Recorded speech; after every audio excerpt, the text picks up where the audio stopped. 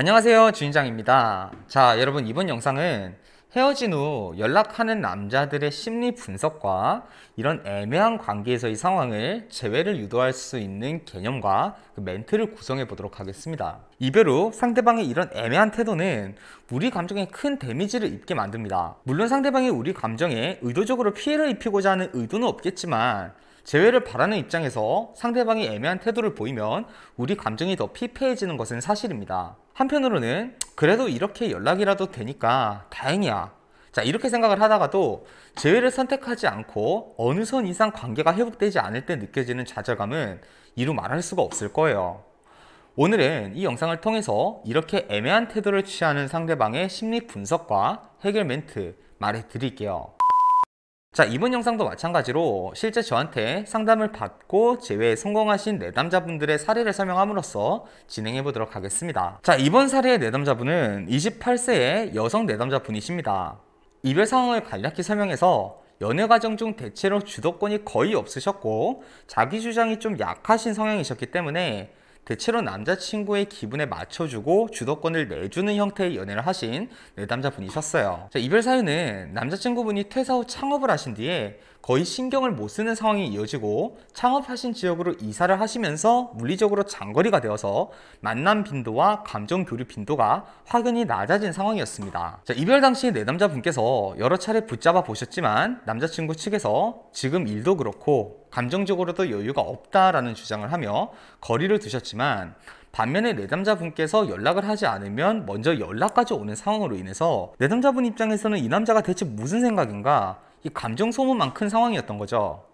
더불어서 남자친구에게 이런 상황에 대해서 조금 강하게 말해보면 감정이 상하면 곧바로 연락을 받지 않고 잠수를 타버리는 상황이라서 가능한 남자친구의 심기를 건드리지 않고 스트레스를 주지 않은 채 어찌해야 할 바를 모르시는 상황이었어요. 자, 그럼 대체 이 남자가 지금 어떤 심리인 것인가? 먼저 이 상황에서 이 남자가 연락을 우리와 유지하는 그 이유를 추론해 봤습니다. 내담자분의 연애 스타일이 자극적이고 꾸준히 남자한테 열정을 동기부여하실 수 있는 스타일은 아닌 게 사실이었죠. 그래도 남자친구분이 경제적으로 힘든 시간을 겪으시는 그 상황에 대해서 옆에서 무신양면 계속 지원하시고 헌신을 하셨기 때문에 남자친구가 내담자분에 대한 의미에 대해서 아쉬움을 느끼고 있을 가능성이 저는 높다고 판단을 했어요.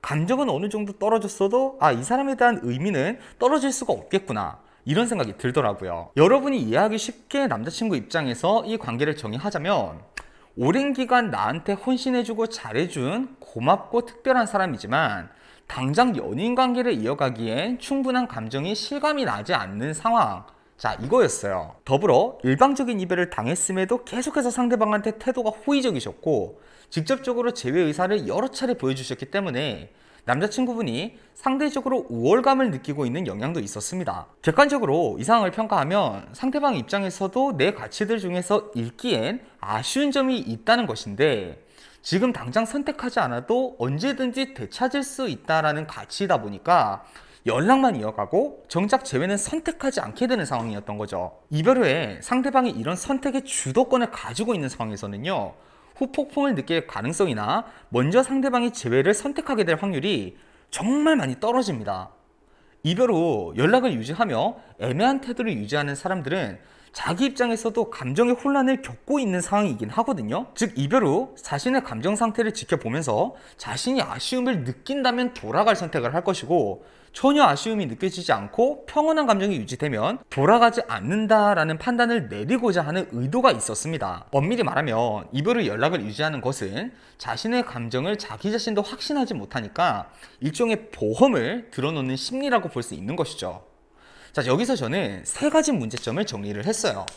자, 첫 번째, 내가 상대방에게 낮은 프레임을 연애 중과 이별 후에 유지했던 것에 대해서 새로운 프레임을 제시를 해야 한다. 두 번째, 상대방의 선택권을 제한해야 한다. 세 번째, 상대방이 지금 잃어버리는 가치가 얼마나 귀중하고 특별한 가치인지를 인지를 시켜야 한다. 자, 이 세 가지 문제점을 하나하나 해소할 수 있는 해결 문장을 구사해서 상대방에게 우리가 전달을 했고요. 결과적으로 재회에 성공을 했습니다. 이 세 가지 문장을 하나씩 제가 설명을 해 드릴게요. 자, 1번부터 보도록 할게요. 내가 상대방에게 낮은 프레임을 연애 중과 이별 후에 보여줬던 것에 대해서 이 새로운 프레임을 제시를 해야 한다. 자, 대부분 이렇게 상대방이 애매한 타도를 보이는 상황에서는요, 상대방은 대부분 우월감에 빠져 있어요. 상대방에게 너무 헌신적인 연애를 하거나 순종적인 모습을 보여줌으로써 상대방이 이 관계의 주도권은 모두 나한테 있구나 라는 자만심이 생기는 경우입니다. 이 경우 상대방에게 순종적인 모습을 보인 것과 더불어 이별 후에도 상대방에게 낮은 프레임을 보여준 이유를 재해석함으로써 상대방의 우월감을 없애줘야 해요. 너도 알다시피 나는 연애하면서 너한테 내가 할 수 있는 모든 배려를 다 해줬어. 어쩔 땐 네 실수여도 나는 혹시나 사업하면서 예민한 네가 하루 기분이 상하면 해야 될 일을 못할까봐 사소한 거 하나까지 너한테 그냥 다 져주려고 했어. 나라고 화를 못 내서 앉는 줄 아니? 네가 어느 순간 내가 너한테 맞추는 게 너무 당연시 되는 순간에도 내가 너한테 부모처럼 보듬어주면 언젠가는 알 거라고 생각했었는데 나한테 주어진 결과는 고작 이거였네. 두 번째, 상대방의 선택권을 제한해야 한다. 상대방이 언제든지 나를 선택을 할 수 있다는 생각에 안정감을 느끼고 선택을 하지 않는 경우 상대방에게 불안감을 심어줄 수 있도록 상대방의 선택권을 제한을 해줘야 합니다. 나는 너한테 너무 오랜 시간 동안 내 인생을 나눠줬다고 생각해. 지금 헤어지고 나서도 너는 얼마나 마음이 편하면 나한테 이렇게 연락을 할 수 있을까? 너한테 나는 대체 어떤 사람이었는지 모르겠다. 네가 원하면 언제든지 만날 수 있고 지금 이렇게 헤어지고 나서도 네 마음대로 연락하고 싶으면 연락하고 만나고 싶으면 만날 수 있는 그런 사람이라기엔 우리가 만난 시간이 그렇게 가볍지 않고 너무 오래되지 않았니? 적어도 네가 그동안 내가 너한테 줬던 마음을 조금이라도 이해한다면 넌 나한테 지금 이렇게 가볍게 여기면 안 되는 거 아니야?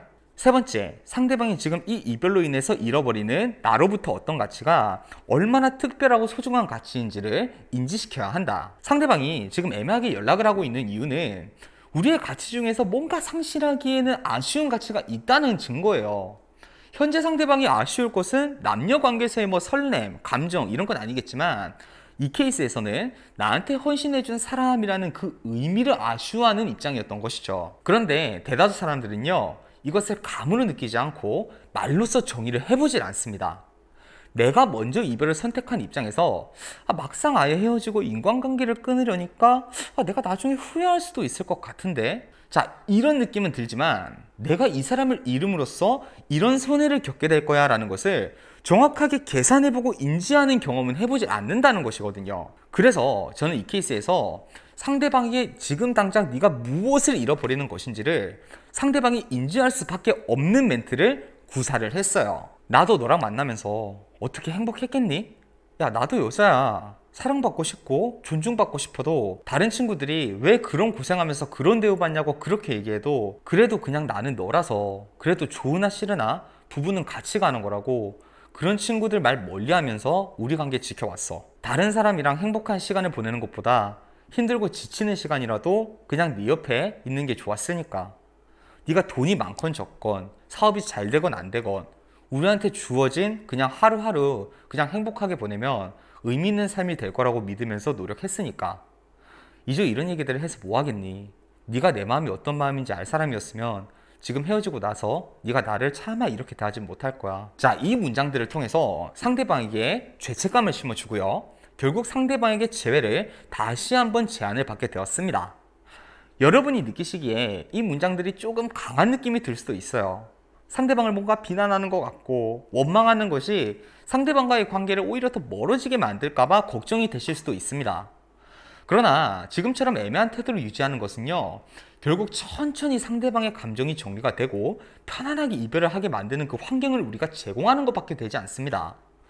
더불어 태도가 애매한 상대방에게 만남을 구걸하는 형태는 거의 성공 가능성이 없습니다. 지금보다 상황이 더 나빠지면 어떡하나 라는 불안감이 여러분이 할 수 있는 최선의 선택지를 겁내고 못하게 만드는 상황이라는 거죠. 자, 여러분 오늘 강의 여기까지고요. 저는 주인장이었습니다. 자, 여러분 오늘도 행복한 하루 하세요.